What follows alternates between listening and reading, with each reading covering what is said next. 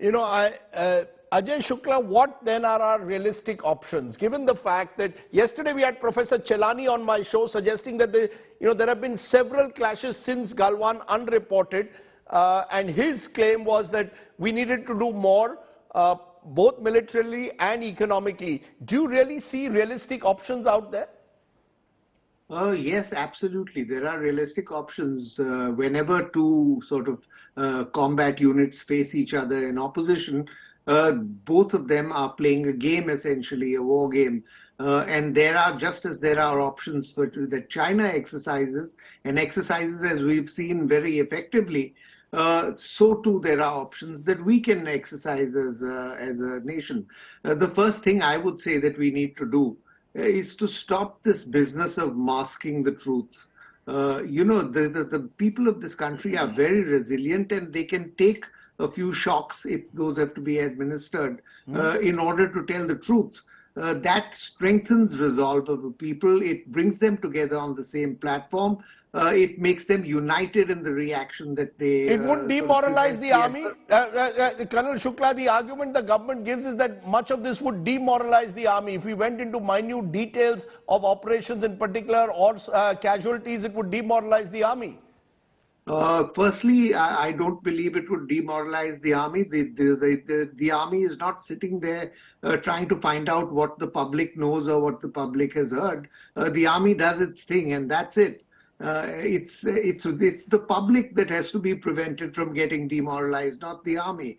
And I would say that the strength that you get from being united on a realistic and truthful platform certainly beats all the disadvantages of demoralization and so on. So I think it's time to tell the truth and get the nation behind you. And then, as a country, we have the strength. We can build strength further in order to deal with these issues. But you've got to start from a platform of truth.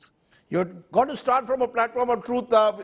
Vishnu Prakash, final word from you. What do you see as the road ahead? How do you deal with an expansionist China? We are G20 presidents. We've got the Chinese on our borders in a hostile manner. How should we deal with them?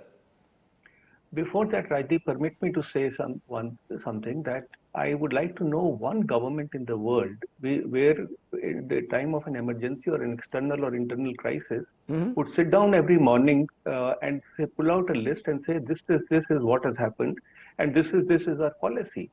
There is only one power center or one governing party, and they have to decide at what time, what pace, to what extent should information be shared.